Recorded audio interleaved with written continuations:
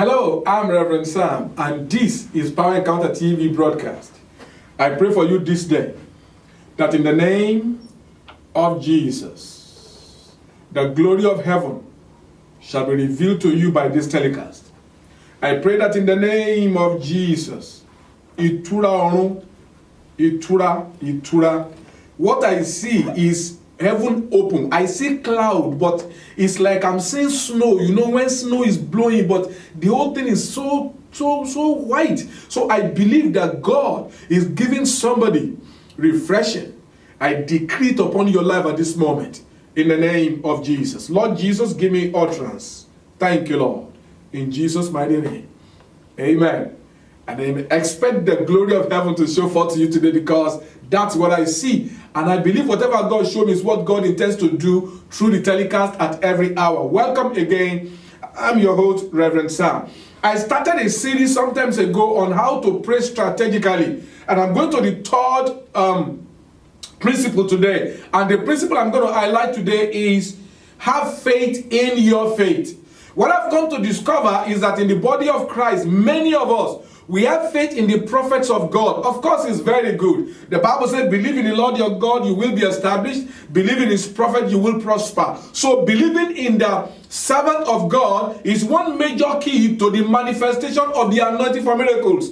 I have the anointing of God for miracles, for instance. But I've come to discover that many a time, I know I'm anointed, I know the hand of God is upon my life to heal somebody, but because they don't release their faith to receive, they can't receive. And Jesus also said, anyone that receives a prophet, in the name of a prophet, shall receive a prophet's reward. The word prophet here simply means heaven sent messenger. Why do I say all those things? I said that to let you know that the teaching of today is not meant to erode your faith in the anointing of the servants of God, but because we are at the end of the age, the Lord is giving me a specific assignment to stir up the faith of the believers so that you don't fully rely on someone that said, I am a servant of God. Because Jesus Christ said that many shall come in my name and shall deceive many. And I don't want you to be deceived. So today, how to pray strategically, you've got to have faith in your faith. And I want us to go quickly into what Jesus said in the book of Mark chapter 11. I'm going to read verse 23 and verse 24. The Bible says, for verily I say unto you, Jesus is talking there, that whosoever shall say unto this mountain, be thou removed, and be thou cast into the sea, and this is the key, and shall not doubt in his heart, but shall believe that those things which he saith shall come to pass, he shall have whatsoever he saith. Let me try and build on that. Jesus is saying, anyone that shall say to this mountain, now, anything can be mountain. Whatever hinders you from accomplishing your God-ordained purpose is a mountain.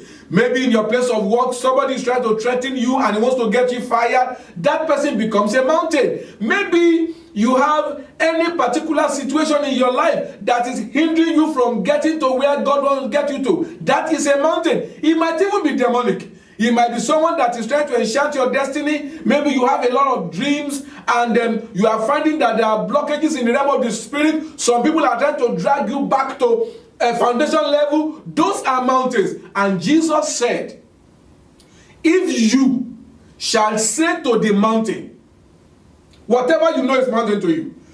He said, if you shall say to the mountain, be removed and be cast into the sea. Into the sea simply means into another place where you don't care where it goes. Now, but Jesus is saying something here. You see, saying it to the mountain is good, but the trigger, what makes it to work, is your heart. He said, and shall not doubt in his heart. Because many a time it's easy to say something, but after you have spoken it, do you doubt in your heart that what you say will come to pass? Jesus said, if you shall not doubt in his heart, but shall believe that those things which he saith shall come to pass, he shall have whatsoever he said. So it's a matter of your heart. And in the book of Romans chapter 10, the Bible says that, with the heart man believeth, with mouth confession is made unto salvation. So, how do I know you have faith in your faith? After you have made a decree, after you have prayed about something, what do you say? Because the scripture says, out of the abundance of the heart, the mouth speaketh. That's what Jesus said. And Solomon in the book of Proverbs says, be careful of your thought, because your life is shaped by your thought. So it's not what you say per se, but what you keep thinking. That's why if you know that you want your prayer to be heard, please listen. You don't just listen to what you say, you listen to what your heart is thinking. Now, let me say this. I said that last week. God is a spirit. God does not listen to your external voice. God listens to the voice of your heart. Because it's a spirit. What you speak out is consumed by the physical senses. Your ear hear it, people hear it. But what you see in your heart is connected to God. That's why the Bible says, unto him that is able to do more than what we ask or think. So your thought must be you must be careful about your thought. You must make sure that after you have prayed about something, stop thinking negatively about it. When Satan brings any temptation, don't let the devil make you to start thinking negatively about it. Believe that you have prayed. Believe that God has answered your prayer. You are a child of God, and there's no man who has a child or woman who has a child, and your children are asking you for things and you won't listen. Jesus even said that if your children ask for egg, will you give them stone? If they ask for fish, will you give them serpent? And he said, if you even know how to give good gifts to your children, your good heavenly Father will give good things to those who ask. So have faith that God hears your prayer. But this is the way to keep your faith. Your thought must not be that of doubt. You must keep saying what you believe. No matter what you are seeing, if you have believed it, it's going to come to pass. Now, let me quickly go because of my time. The later part of that verse, he said, therefore I say unto you. Now he wants to talk about prayer.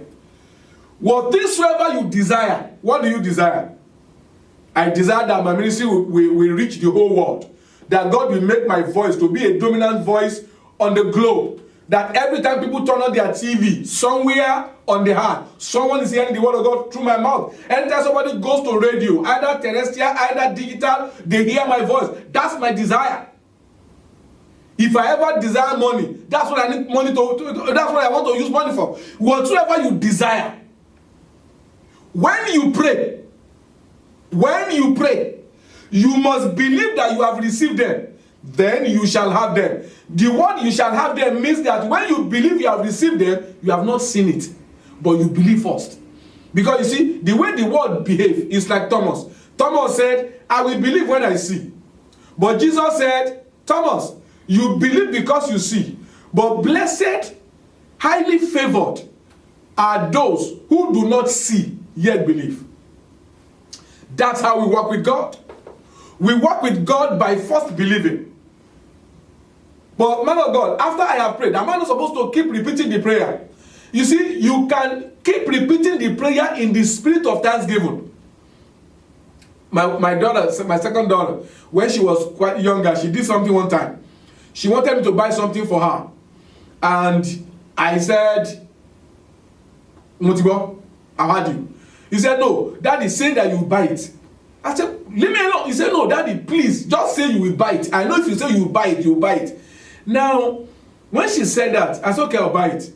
My dear people, when it was 2 days to the time when I was supposed to give her that thing she asked for, she said, Daddy, thank you, because I know that thing said you will buy for me, you will buy it too.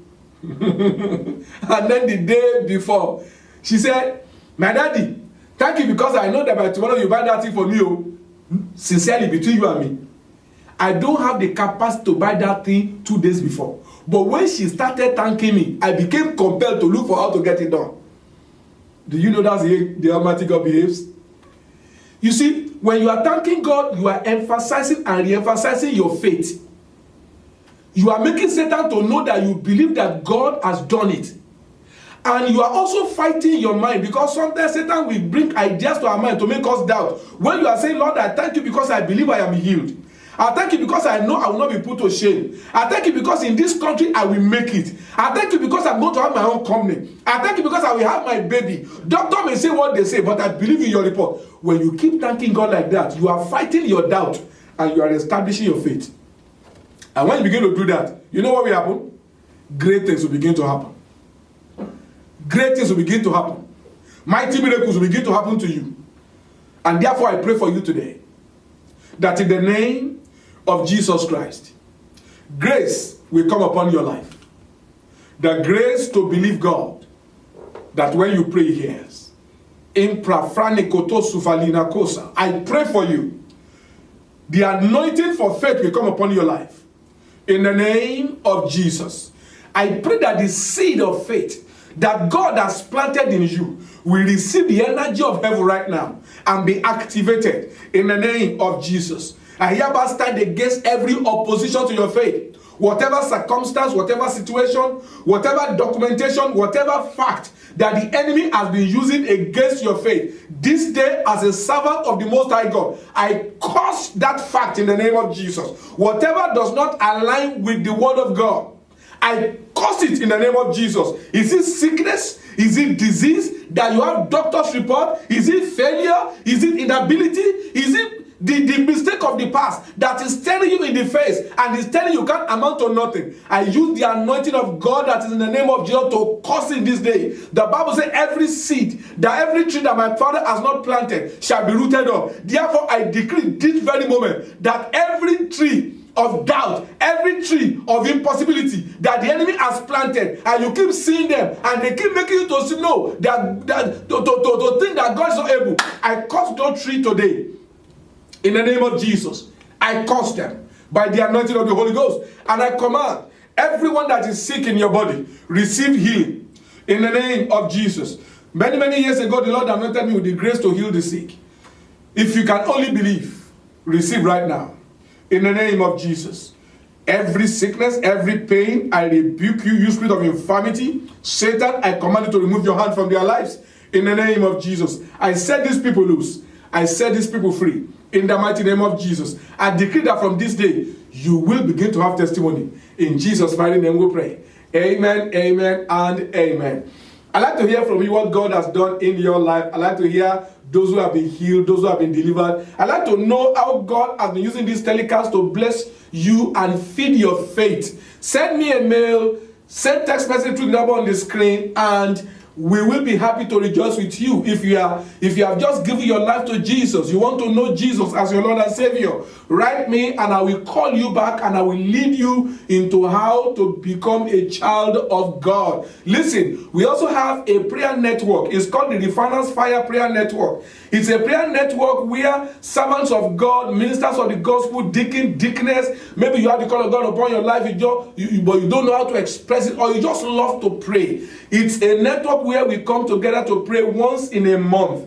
But what you've got to do to be a part of that network is to send me your name and your phone number. You can send it through the email on the screen, or you can send it through the number on the screen. And we will get back to you on the venue and the date. It always comes up once in a month, and it's on a Saturday. So I believe that as you join us, you will experience divine miracles in the name of Jesus Christ. I'm going to go right now because time is not always on our side on this show, but I want you to know something, my dear people, that the testimony of your life as you follow these teachings of the scripture will be that you are wonderful. Why? Because Jesus is real. God bless you. I'll see you next time. Bye-bye. Lord, you are great. Thunder announce your presence. The storm announce your power. I can't imagine your greatness.